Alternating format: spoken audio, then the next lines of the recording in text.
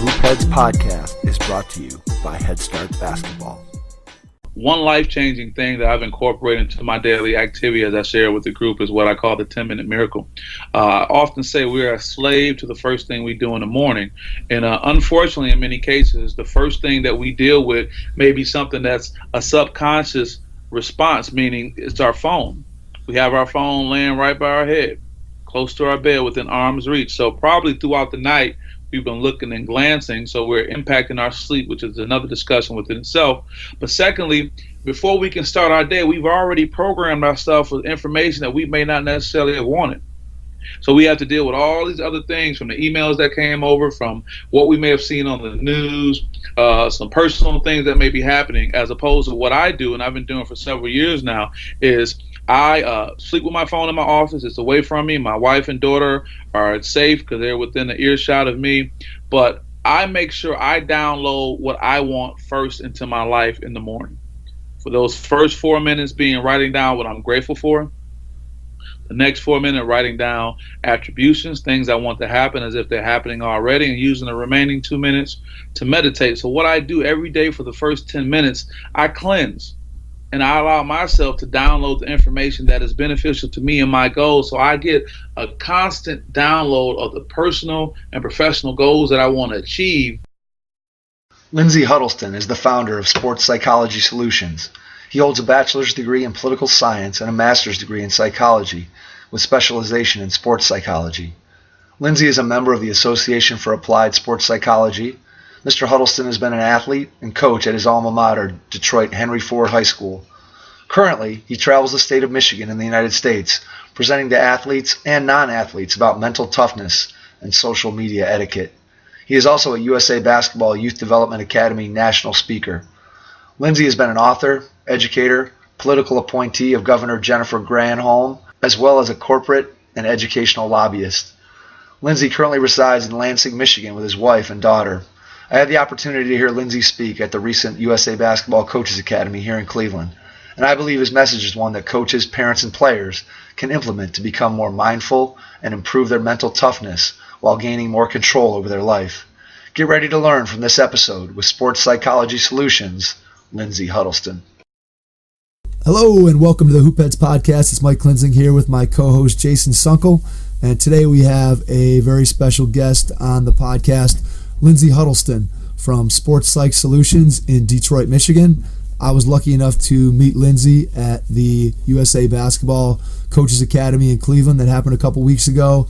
Heard him speak to a outstanding group of coaches and just was intrigued by some of the things that he had to share with the audience there. So, Lyndsay, welcome to the podcast. Looking forward to the conversation. Oh, thank you for having me, Mike. Thanks for approaching me afterwards to get involved. I was excited about the opportunity. You didn't have to threaten me to be on your podcast. All you had to do was ask, but the threat worked too. So, no, I'm happy to be here. Awesome. We appreciate you coming on and jumping in with us. So, let's start out here and talk a little bit about your company, Sports Psych Solutions, and tell us how you formed it, why you formed it, what the mission is, and what you're hoping to accomplish with young athletes and the people that you come in contact with. Oh, great. Well, thank you both. Sports Psych Solutions was created a few years ago out of the need to be able to serve not just athletes in general, but specifically vulnerable populations.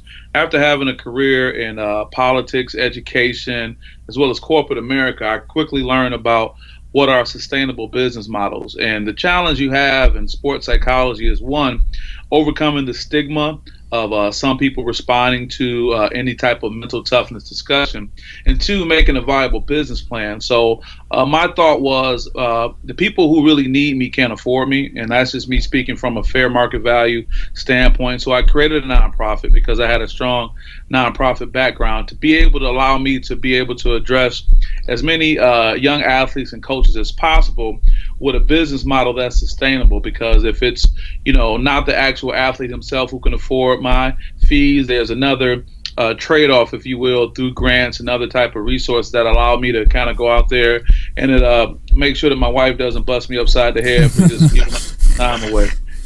But that's pretty much the core of it and what I've been doing, and we've been getting a great response. I've been fortunate to be a part of the USA basketball family for several years, and being able to go and share this message to coaches and players alike. But the core is being able to present the next generation with solutions that can help them with the mental toughness issues that they face, whether it's on the court, on the field, or in life in general.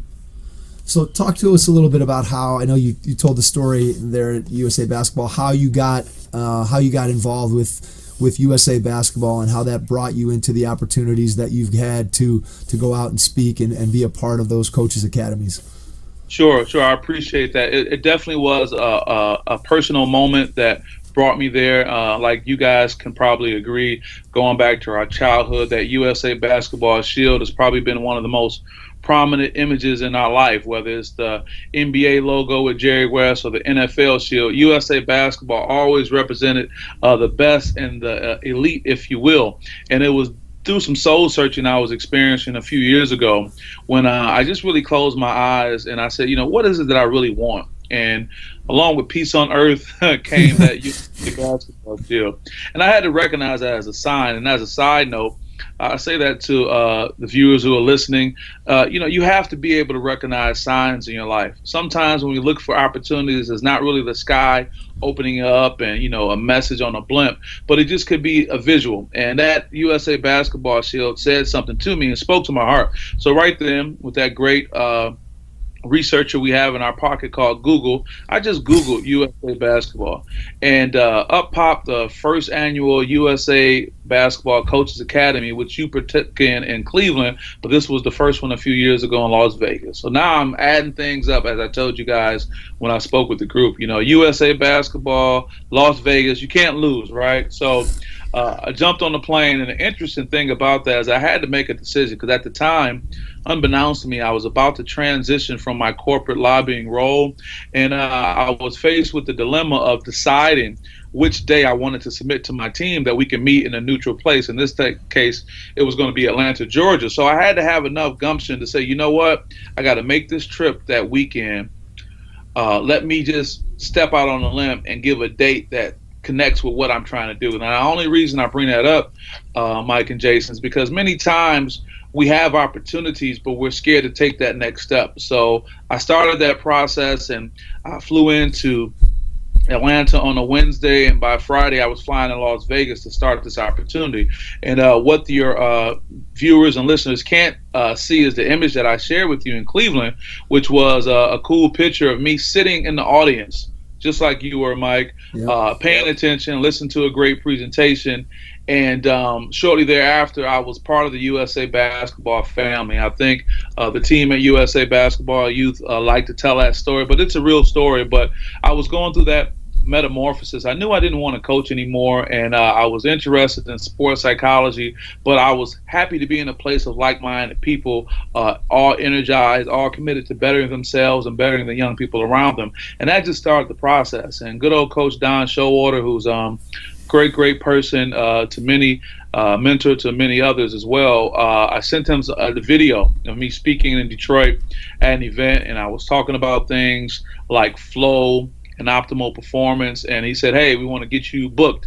So from there, I went to, I believe, New York, to Chicago a few times, been to Cleveland, and back again when we got to meet. So all that being said is that it started out with me having a vision, but more importantly, having the courage to step out and take steps. And I say this, kind of going off script a little bit to those who may be listening, is that many times we have our heart desires, but we're so fearful of what other people are going to say.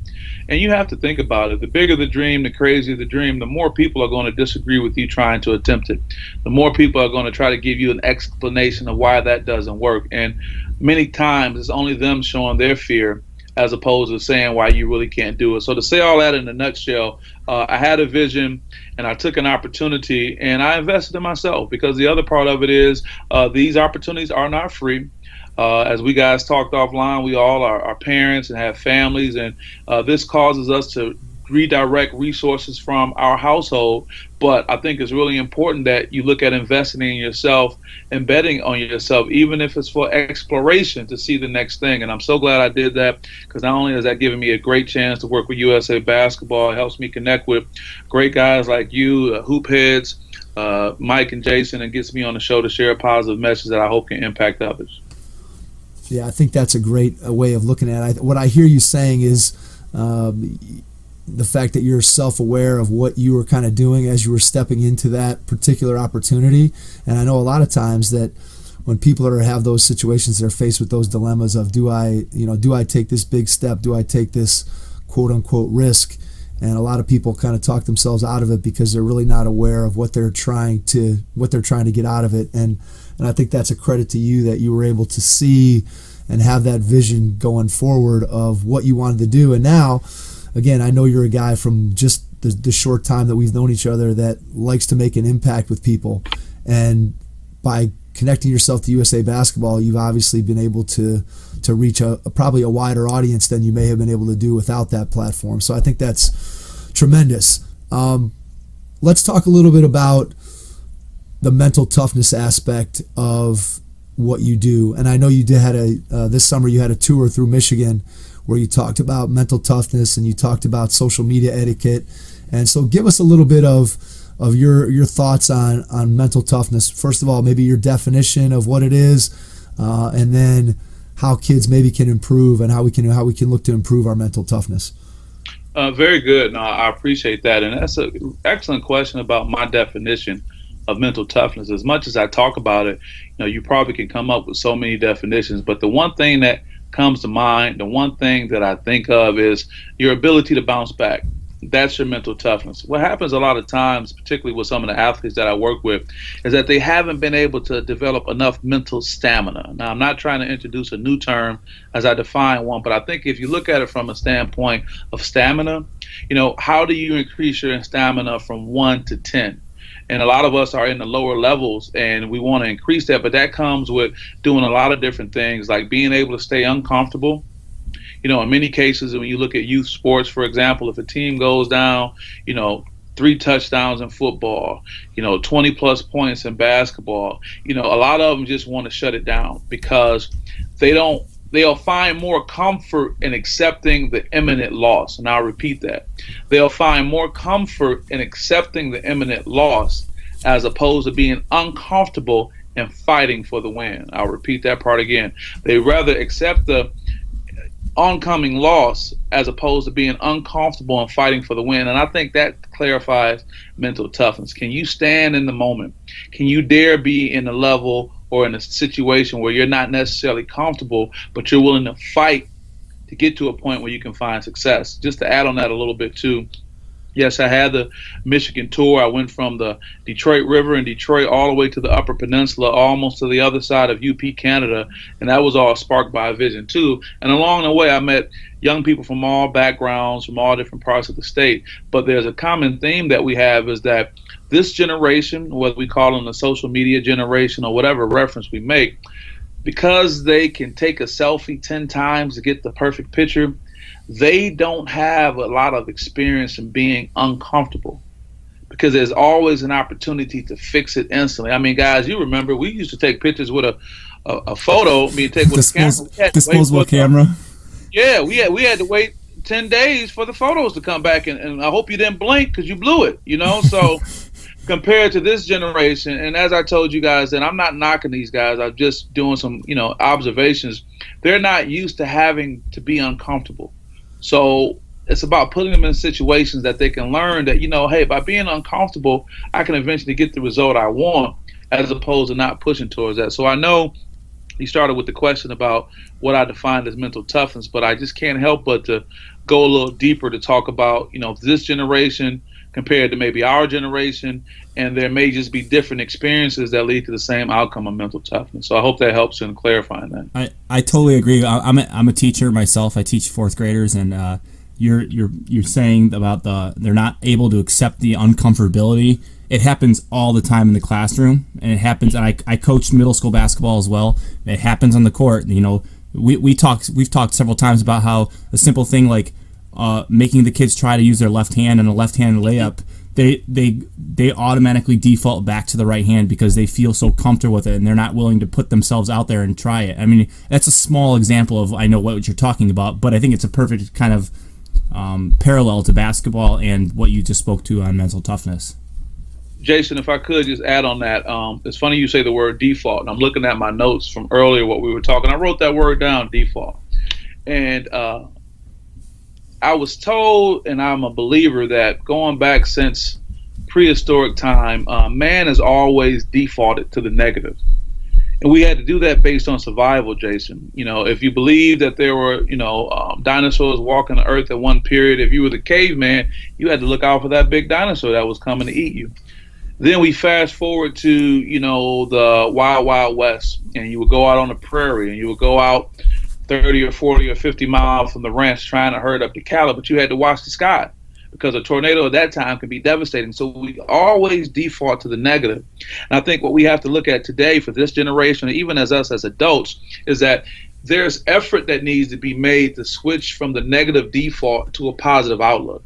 It's almost like when you get up in the morning and you're laying in the bed, and if you don't have that exciting thing to jump up and do, like record a great podcast like you guys have been doing all this week, or just something that just give you a mission, you're going to lay there until you flip that switch and say, okay, I'm ready. And you got to remember, guys, now we may jump out of bed now, but there had to be one day while we were living on this planet where we didn't want to move, but we had to physically flip that switch, almost like that Iron Man at the carnival where you can hit the bell, based on the big hammer coming down. You have to physically flip that switch. So to your point, Jason, there is a default mechanism that stays on negative. And unfortunately, with social media, with all the negative images young people see, it's so easy for them to stay in the negative and not pursue something instead of being proactive and turning on that positive switch. So how do you get kids to get out of that comfort zone? How do you drag them out of that feeling that they want to be comfortable all the time? How do you make them, for lack of a better way of saying it, how do you make them comfortable being uncomfortable?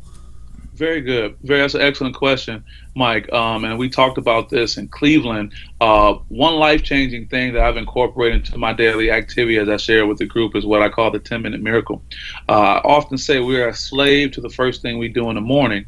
And unfortunately, in many cases, the first thing that we deal with may be something that's a subconscious response, meaning it's our phone. We have our phone laying right by our head, close to our bed, within arm's reach. So probably throughout the night, we've been looking and glancing, so we're impacting our sleep, which is another discussion within itself. But secondly, before we can start our day, we've already programmed ourselves with information that we may not necessarily have wanted. So we have to deal with all these other things, from the emails that came over, from what we may have seen on the news, some personal things that may be happening, as opposed to what I do, and I've been doing for several years now, is I sleep with my phone in my office. It's away from me. My wife and daughter are safe because they're within the earshot of me. But I make sure I download what I want first into my life in the morning. For those first 4 minutes being writing down what I'm grateful for. The next 4 minutes writing down attributions, things I want to happen as if they're happening already, and using the remaining 2 minutes to meditate. So what I do every day for the first 10 minutes, I cleanse. And I allow myself to download the information that is beneficial to me and my goals. So I get a constant download of the personal and professional goals that I want to achieve, which keep me on a path, as opposed to fighting through all the junk that you may receive and not know what it's going to do for you. So you never really get a fighting chance. So to go back to your specific question, Mike, about how do you help a young person? Well, first of all, if I have a client who's committed to moving forward, this is one of the first thing I make them institute in their life, because I have to have a break in the cycle that they're normally used to. And you won't get that break if they continue to do the same thing when they wake up the first thing in the morning.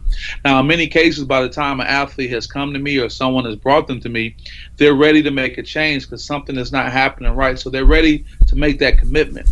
They're ready to evaluate their relationship with their phone and social media and be open to some constant changes. I'm not saying get rid of it altogether, but they're ready to evaluate that. So once we have them at that point, Mike, then it's much easier to get them to give themselves that break, realize it's a minimum type of trade-off when you talk about the first 10 or 15 minutes of your day compared to having all this use. And the final thing I'll say on that, once they cleanse themselves that first 10 or 15 minutes or so, they have a clean palate. It's almost like when you start on that diet or you start eating what you're supposed to eat, start working out like you want to. But once you start, you're going to go out of your way not to mess that up. You're going to do everything you can to push away from the table when it's time. You're going to do everything you can to pass because you've committed and you felt this good feeling. So, Mike, I hope that helps as far as a good definition and explanation on how one can go about putting themselves in a position to be comfortable with being uncomfortable, because now they're investing in themselves as opposed to what any and everyone else throws at them. So here's something that, just to follow up on that, how, when you work with a kid or you work with, let's say a professional player, and you're instituting the 10-minute miracle morning, when you do that, how long does it take before the person before it becomes habit, before they really get to the point? Because I can see where at first somebody's going to be like, I don't know, I got my, I'm used to checking my phone, I'm used to doing these things, and boy, Lindsay's trying to get me to do something new. How long do you find it takes to your clients to get to where it's, man, boom, it's habit, and they're seeing the value in their own mind, in your experience? Excellent question, Mike. Excellent question. Well, one can first say that it takes 21 to 30 days to change habits.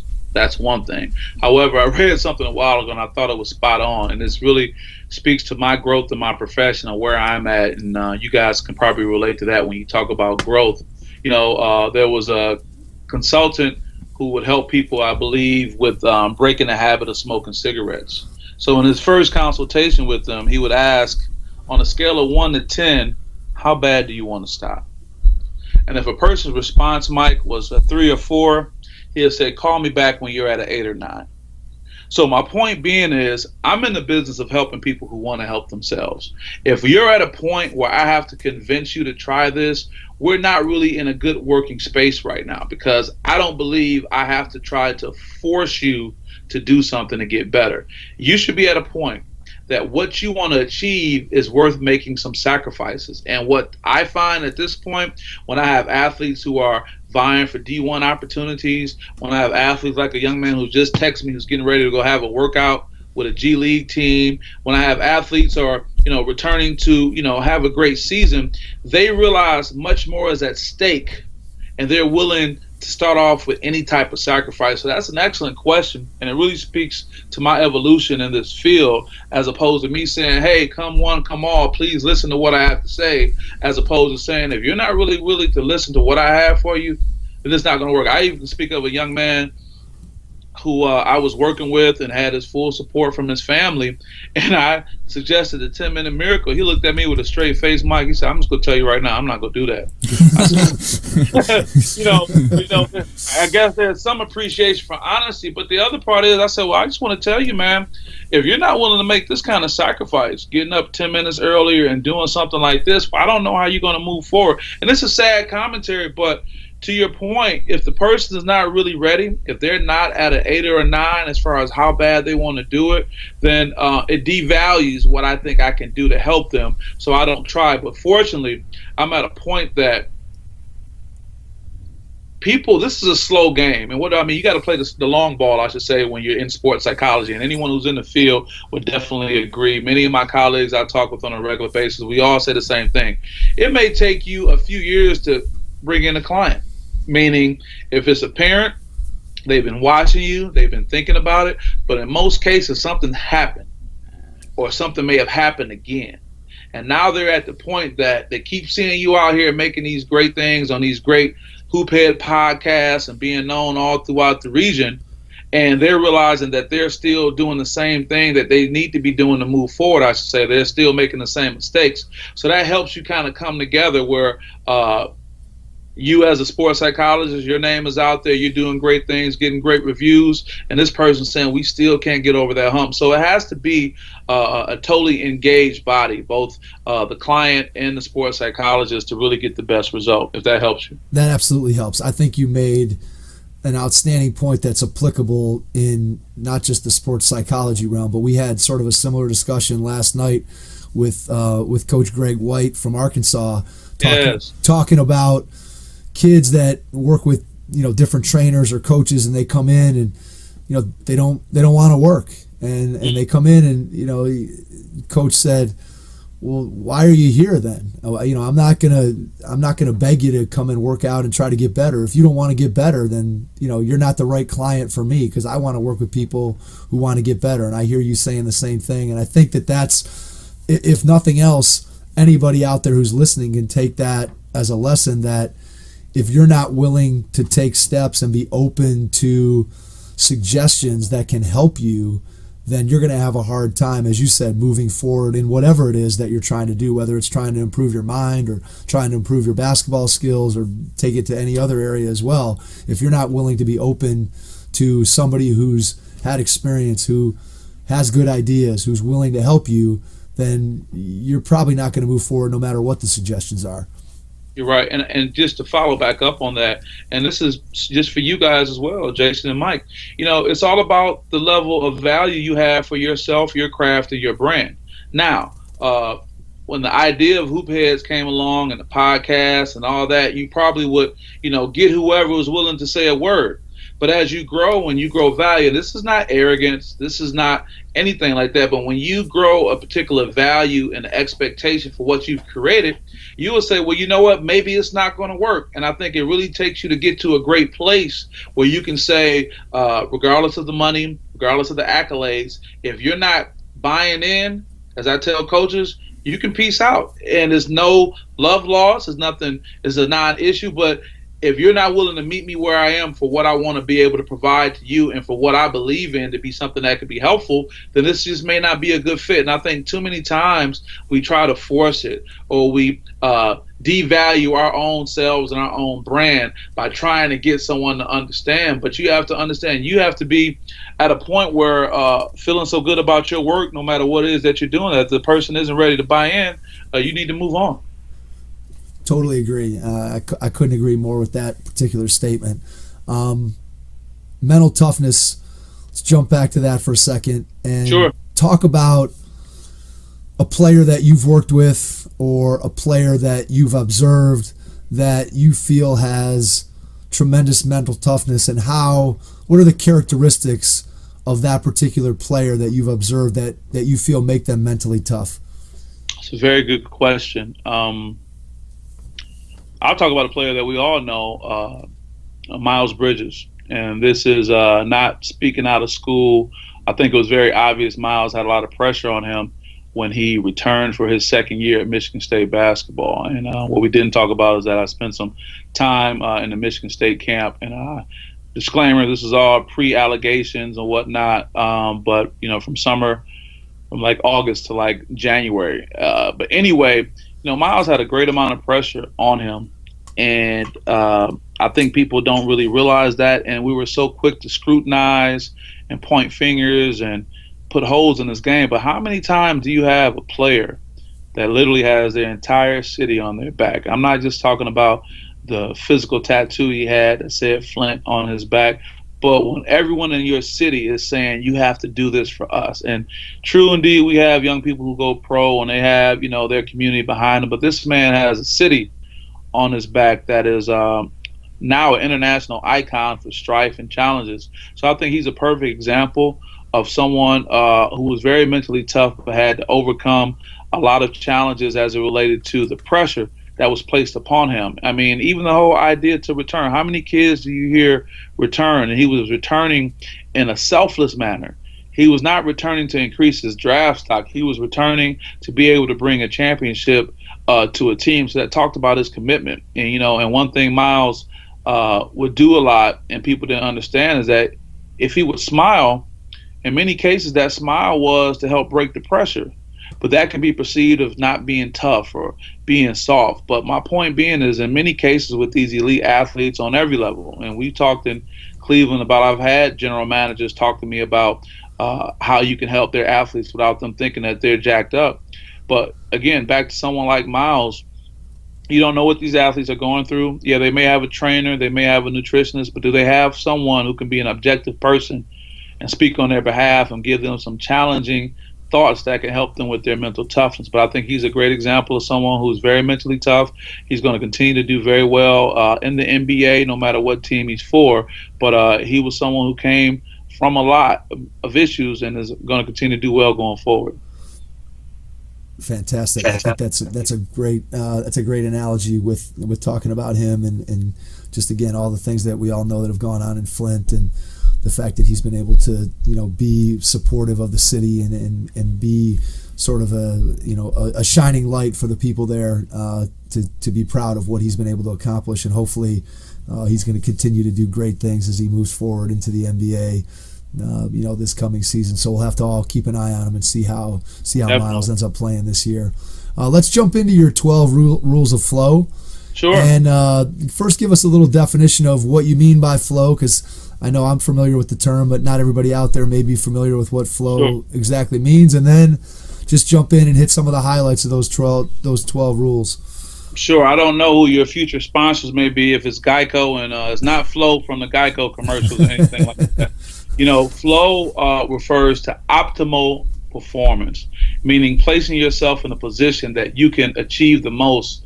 I like to describe the visual, and that's like, I believe, with the 1996 finals when Michael Jordan was just hitting every shot, as he's done so many seasons. But that one time he just puts his hands up, and said, I don't know how it happened. Or I was with a group of coaches after I saw you guys in Cleveland, and I described it as driving to work and making every green light. And if you can't relate to that, think about driving and getting every red light, spilling your coffee, and getting a flat tire, so you can know what flow is not. So what I like to tell people, and I've experienced myself, that if you are a believer, you can put yourself in a position by subtle and outwardly actions that you can do, where you can set yourself up to live in flow. And I think we experience it sometimes, but we do it so unconsciously. But it really has a lot to do with your mindset and some of these 12 things that we can go into. First being goal setting. Goal setting is very important, and maybe all of us on this podcast right now can understand that. But for a younger generation, and Jason, you kind of alluded to with some of your fourth graders and your middle school basketball team, they're very careful not to set goals. And this is based on what I call FOF, a fear of failure. They don't want to set a goal for fear of not reaching it. I was with a football player not just earlier today, and if I gave you his specs, you would just say, wow, what a monster of a kid. But, he doesn't necessarily want to go hard for fear of not reaching a goal he set for himself. So goals are very important. It's very important to write your goals down and put them in somewhat of a two-dimensional world, and not just think about them or just, say them out loud. But when you write them down, that brings you closer. The next is imagery, and I kind of talked about that earlier as far as that USA basketball shield coming up, or just being able to imagine something that's really important and special to you. Then we go into the mental rehearsal part.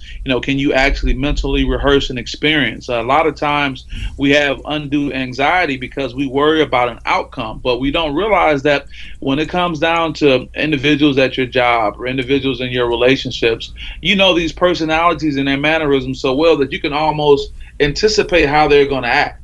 So why not mentally rehearse an outcome? And instead of letting it be a 1-2 outcome, think about steps 3, 4, 5, and 6. And I think when we go through that mental rehearsal process, it can really help us in being able to manage our anxiety. Positive self-talk. This is really important. And again, when you talk about the generation that's too cool for school, Mike, they don't want to talk, they don't want to clap it up, they don't want to make any noise. Positive self-talk is very important. You almost have to be your own coach. You have to be your own hype man, and that can really help you with skill acquisition too. You talked about working on that left hand, which is a great example. Being able to tell yourself you got to go left and right. I mean, it's these little things you can repeat over and over again that can help you going forward. Maintaining proper motivation. What's out there? What do you really want? I told you guys in Cleveland, I want a G for a jet, and it's not just to be a international man of mystery. What I didn't add, but it was consistent with the message I was giving, is that not only did I want to just be able to have a team of 12 that I can travel with, but I also want my wife and daughter to be there. I want to be able to get home in an instant. And in my haste, I didn't include that part. So I'm glad that even on your podcast I can add that. But what's your motivation?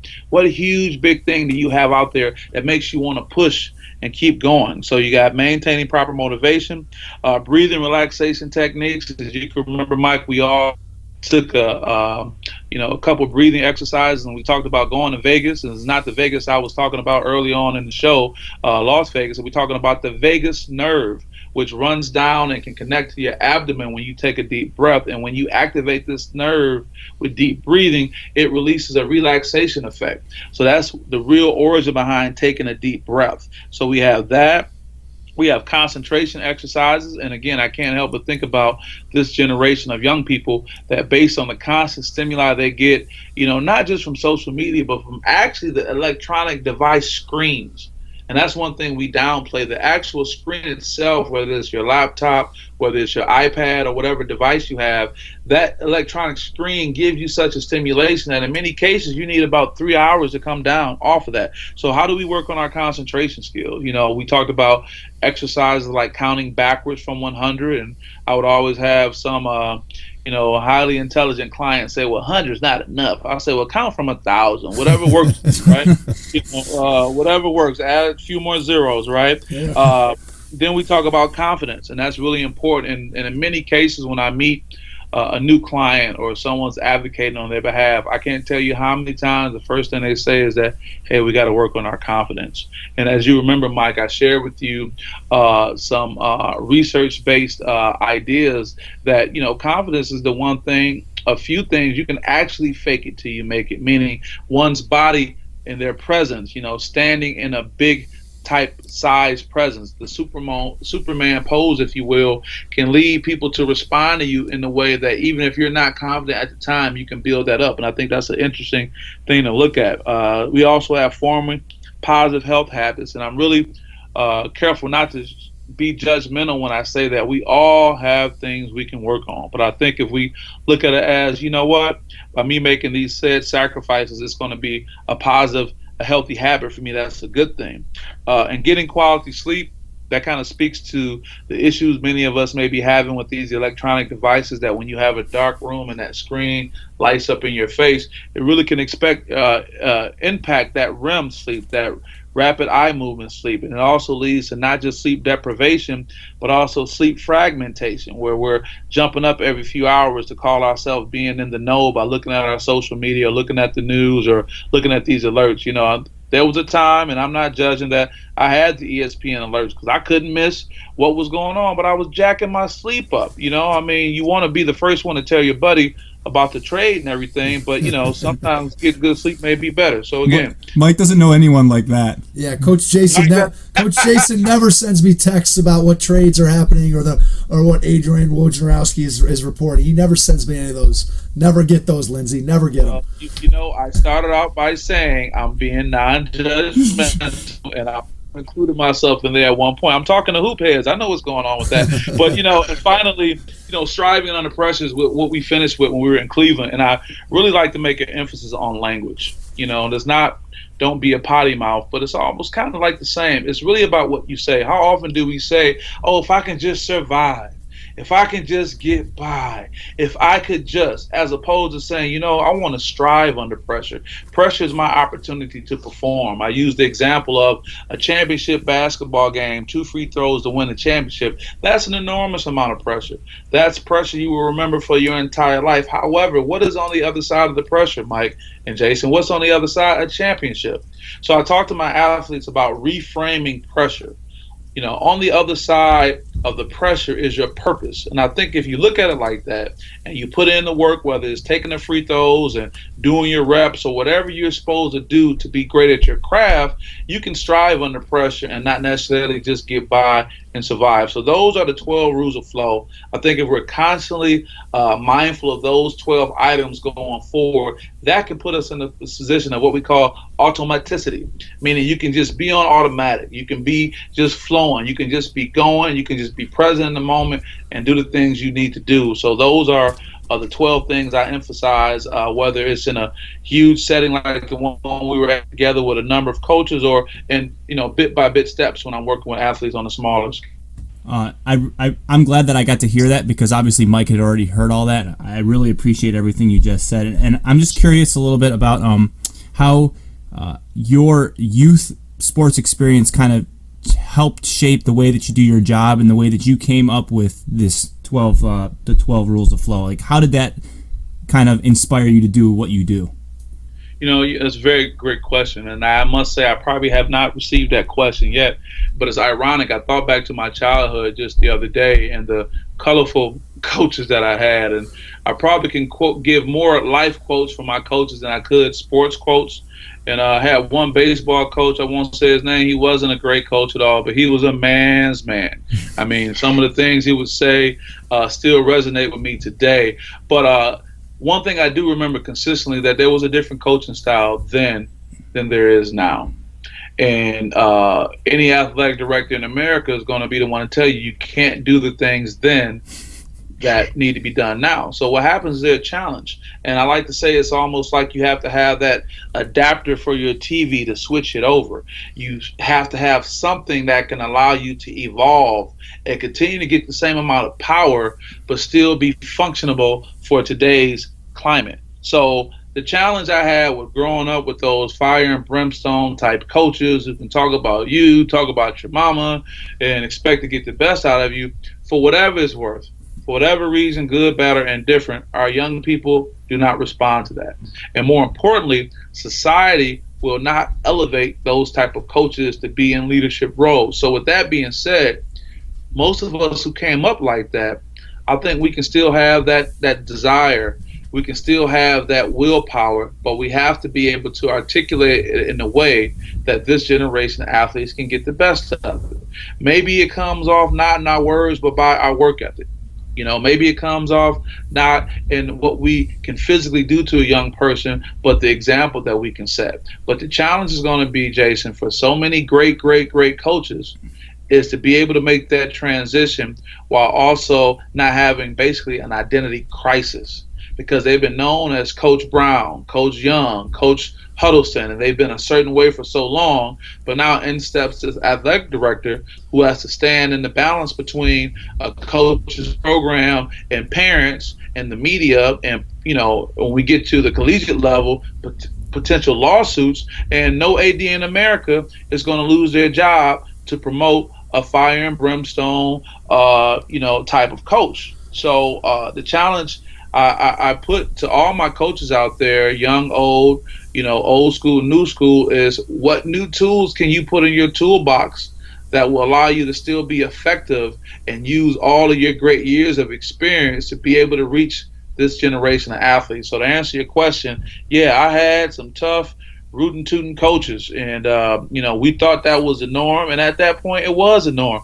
But 2018 to 2020 and beyond, there has to be a different methodology in connecting with these athletes, and those who are not willing to evolve will devolve and find themselves completely on the sidelines. So what are some of those tools and techniques that coaches today can use to reach the athletes that they're dealing with? Because, again, I had similar experiences to what you just described, Lindsay.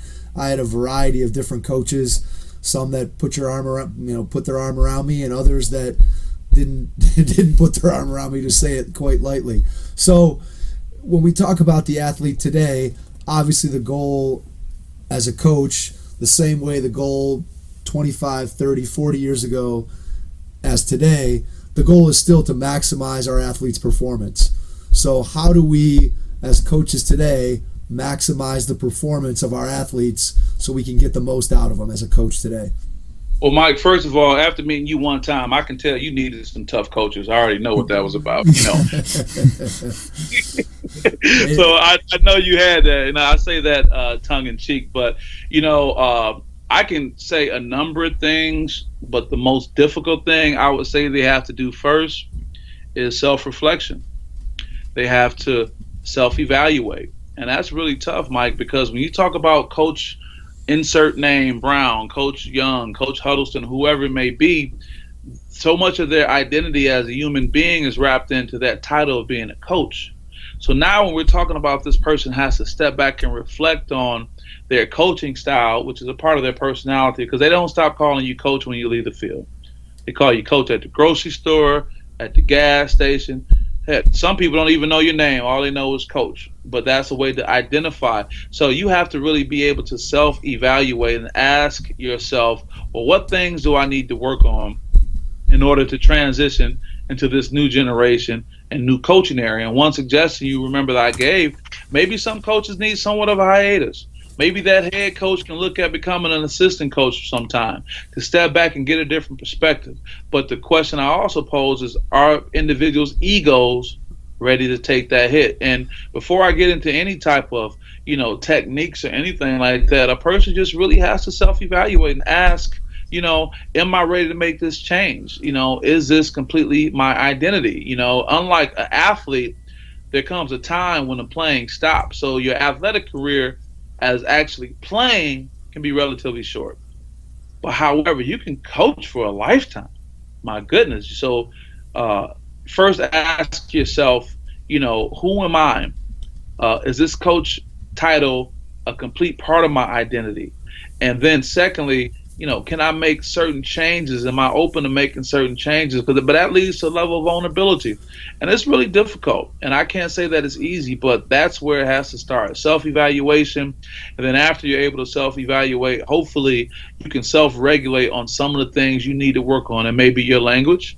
It may be your physical expectations and how you approach people. It may be your ability to listen to others. But those are the things that are on an individual basis. And after that self-evaluation, you then can begin to self-regulate. But I think it's a tough job to start that process. That goes back to what we talked about a half hour ago with our athletes being open to getting out of their comfort zone.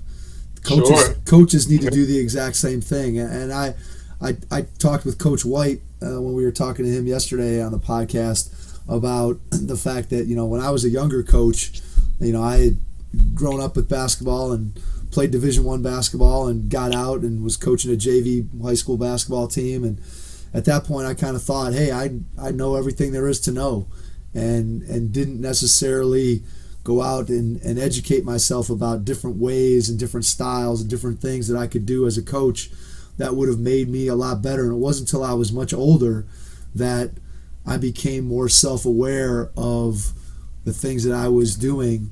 And not that I was doing anything bad, but just in terms of just becoming better. For a long time I was in the status quo of, hey, things are going well, I'm doing a good job by kids, and I'm teaching the game. And as I've gone on, I've realized that there's just a lot more to being a great coach than just teaching them how to shoot with their left hand or working on a jump shot. There's just a ton more that you can impart in terms of life lessons and having an impact on kids. And again, if you're not ready to accept that message as a coach, your chances of improving, as you said, are very low.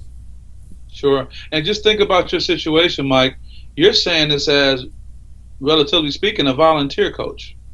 You're not, a multi-millionaire Hall of Fame coach, who is in the news on a regular basis, all this scrutiny. So, and again, another thing you said, I'm just using your words, Mike, no one can tell you anything, and that was years ago, you as a volunteer coach. No one can really tell you anything. So who can tell that Hall of Fame inducted coach who sent guys to the NBA, to the NFL, who can pull them to the side? In most cases, it has to be a very close friend who's not on or near the payroll, or a spouse and significant other. But in many cases, those are compromised type relationships. So what normally gets their attention? Failure, a loss, falling beneath your expectations, scandal. All these negatively, attributed aspects almost have to happen, unfortunately, to get that coach's attention, because who in their right mind is going to go against them? Then you can say, well, that's why you got to have good people on your staff. Well, in the case of Jason being there to support you, if he's on your staff, he can walk away to go look at that 4-month-old and that 20-month-old he talked about. But if you are a 6-figure, 7-figure assistant coach, do you go and challenge the head coach, who's probably, as bullheaded as he wants to be, because that's what got him or her to that position? No, you don't. Let's be realistic. So what does it take other than some type of national vulnerability to make someone self-reflect? And then I'll say this finally on that note, and then when they actually do, are they going to be open and say I was wrong, or are they going to double and triple down? So it's a really, really tough situation, and I dare not wish any negative outcome on any coach for them to see. But unless you're at a point where you can kind of say, you know what, I kind of been feeling this way a little while, and let me see and how I can kind of get out there. It's going to take some great coaches to get out front to help lead that charge of people being more self-evaluative and self-reflective and using some self-regulation in turn. That's just my thought on that. Yeah, I certainly think that you see that's the trend. I mean, that's the way things are going. I mean, the fire and brimstone coaches you described before, I think those coaches are finding it. They're not completely gone, but I think they're finding it more and more difficult to continue to do things the way that they may have been doing them 20 or 30 years ago. It's just, I think it's a much more difficult proposition, not just from how they're dealing with the athletes, but also, you know, administrations and parents and media. There's just a lot out there, and I think it's much tougher to get away with it is maybe the wrong word, but just to be able to conduct yourself in that way. There's just too much scrutiny. Again, you can look at it as a positive or a negative, but, you know, everybody's got their phone and a camera in their pocket all the time, and so right. you're much more likely to be caught on video today than certainly you were when all three of us were kids. And so, you know, you got to be watching, you got to be aware, and again, you want to do what's right by your athletes, and that's ultimately what we're talking about. You're trying to do right by your athletes and their mind. We're trying to do right by our athletes and teach them the game and teach them life lessons and help them to improve. And you hope that anybody who's in the business of youth basketball or college sports or whatever the case may be, whatever venue they're in, that they're ultimately responsible and wanting to do what's right for the people that are under their charge. And that's really what, to me, what the coaching profession is really all about. You know, I appreciate that, and I must say that you've helped me with something, you know, because as you notice in my comments, it was almost like, you know, me not really being sure, but just as we met at a coach's clinic to improve ourselves, maybe, you know, this type of discussion can be introduced in the form of improvement as opposed to life change. But let's talk about you improving, because any coach would tell you, oh, I got great because I go to those camps, I go to those every clinic I could. You know, you hear that story. Well, this is a new piece that's being added. This is the new zone defense. This is the new, you know, flex offense. And, you know, just as you say, you're on top of the latest trends. You have to be on top of the new way to communicate with athletes to get them to be effective. So just taking from this conversation, guys, that's really helped me in better crystallizing a message I could share to help individuals with their transition. So I'm going to definitely take from this in hopes to help others with that. That's awesome. We appreciate that. Let's jump in. I got a couple questions about. I know you're big on philanthropy, and yeah. You've done a lot of charitable work in your life, and you wrote your book Unlikely Saviors. Could you talk a little bit about that and kind of what you have going philanthropically in your life right now? Sure, man. I really appreciate that. You know, the book Unlikely Saviors was written in 2011. At the time, I was transitioning from corporate America, and after an experience at a high school state basketball championship and seeing all the swag these high school athletes have. I mean, Mike, they had NBA swag, and you see them, you know how that goes. And I said, wow, because I was in corporate America and I was responsible for about $3 million in charitable giving throughout, you know, the Midwest, I said, wow, if these young people had access to the resources I have, they can do so much. I always like to give the analogy, if it was me speaking and maybe the, you know, punter off a University of Alabama championship team in the other room, who do people want to go listen to? I would hope it would be me, but there's something intriguing about an athlete who's been a champion. So that's a universal message. So I created a nonprofit several years ago, and we went into Detroit and went into the middle schools, and we used middle school athletes to promote health and wellness to their classmates. Because just as we are influenced by athletes as adults, you know, these young people were influenced by their peers. So we were really doing things twofold, getting them to be charitable, but also seeing, let them see the power that they have, you know, and being able to do the right thing. Unfortunately, from my experience in a lot of schools right now, many of the troublemakers in many cases are the athletes, which is totally opposite of what we experienced when athletes were expected to be the leaders. But now it seems that, you know, everybody's just trying to be the coolest kid, and you would hope that the athletes can be the ones preventing the bullying. But unfortunately, in many cases, the athletes have become the bullies. So I really want to talk about to young people how they can use their platform. And lastly, I'll say, what are you going to do when the cheering stops? What are you going to do when the ball stops bouncing, when unfortunately an injury can take you away from the game faster than expected? You still have a great platform based on your experience in sports to be able to help others as well as help yourself in the future.